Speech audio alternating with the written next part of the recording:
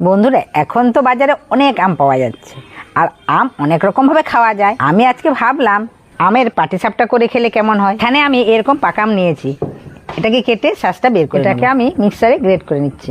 আমি আগের থেকে গোবিন্দভোগ চাল ভিজিয়ে রেখেছিলাম, সেটাকে আমি মিক্সারে গ্রেট করে নিয়েছি। গ্রেট করে আমটা দিয়ে দিচ্ছি, সামান্য একটু লবণ দিয়ে ভালো করে মিশিয়ে নেবো। ভালো করে মেশানো হয়ে গেছে, এটাকে আমি 10 মিনিটের জন্য ঢাকা দিয়ে রেখে দেবো। এদিকে আমি গ্যাসের মধ্যে কড়াই বসিয়ে আমের পুর তৈরি করে নেবো। কেটে রাখা আম চিনি দিয়ে ভালো করে মিশিয়ে নেবো। এটাকে টাইট করার জন্য 2 চামচ চালের গুঁড়ো দিয়ে দিচ্ছি। এলাচের গুঁড়ো দিয়ে নামিয়ে নেবো। গ্যাসের মধ্যে ফ্রাই প্যান বসিয়ে তেল ব্রাশ করে নিচ্ছি।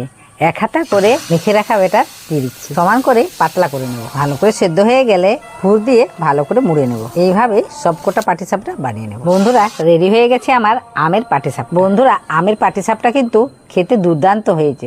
তোমরা বাড়িতে করে খাবে আর আমাকে কমেন্ট করে জানাবে। আমার এই রেসিপিটা ভালো লাগলে একটা লাইক করে দেবে, চ্যানেলটিকে সাবস্ক্রাইব